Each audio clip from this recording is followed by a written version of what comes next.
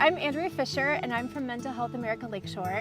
Today we're going to have our hike, and then we're going to go into Connie's classroom, and we're going to be making a map, a fantasy map, and drawing, because we know that drawing and art make us feel better too, right?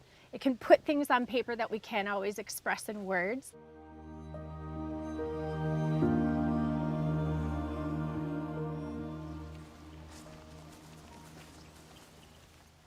I think those turtles down there would make you all smile, because look at them, they're so cute.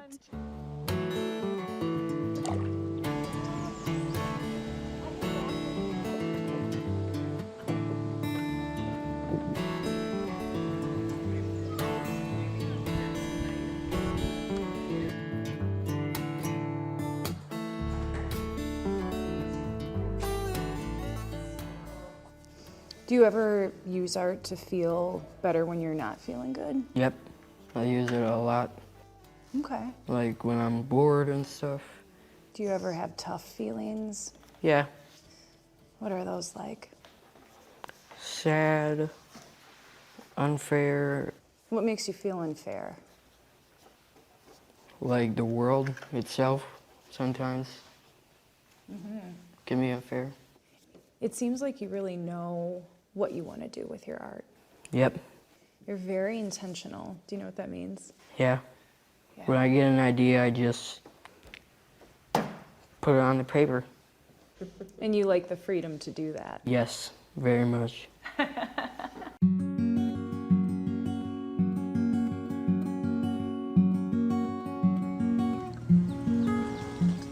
Tell me a little bit about your journey and Camilo's story with adoption and mental health. Camilo was adopted from Colombia at 10 months. We were really well informed about adoption trauma and then sort of what that could look like as he grew up and as he grew older. And we were not spared adoption trauma. We live it every day. That combined with ADHD, autism, anxiety, all sort of like in a big package. What were some of those things that you feel made a difference in his journey as far as some of the healing modalities? We do a lot of traditional things. We have traditional therapies and therapists and psychiatrists and doctors and medicines. And then we also just try to search for the things that we know he needs. His body needs sensory input. His body needs to move. Yeah. He needs to exercise. What has it been like watching his journey with art?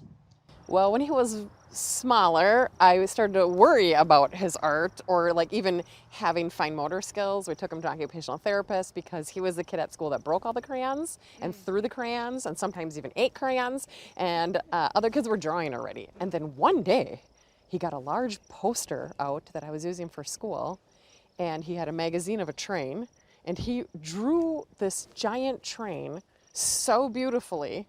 So then we realized that there's like all these these hidden boxes in his brain that just weren't opened yet or didn't know how to open quite yet.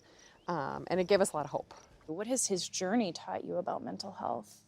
A lot of patience. Yeah. I think understanding that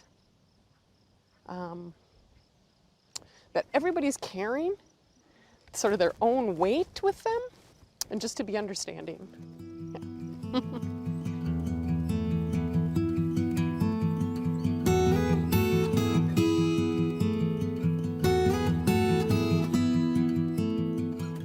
Why do you think people feel like art can be so intimidating or they're not good at it? I'm not really sure, because humans are compelled naturally to make marks, and they use art to make meaning and make sense of the world. I mean, we know humans have been doing this for thousands of years.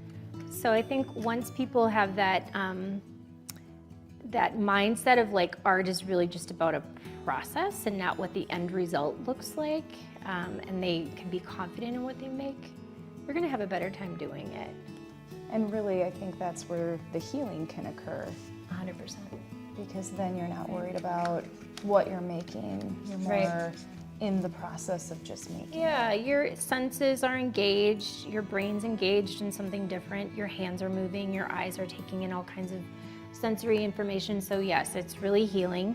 It gives your brain a chance to rest from thinking about that thing that's stressing you out and just focus on something beautiful and this process that your brain and your hand is engaging in. I like things where you can like do your own thing, make stuff that you want to make, and sort of be the person that you want to be the most. Who's the person that you want to be? Me.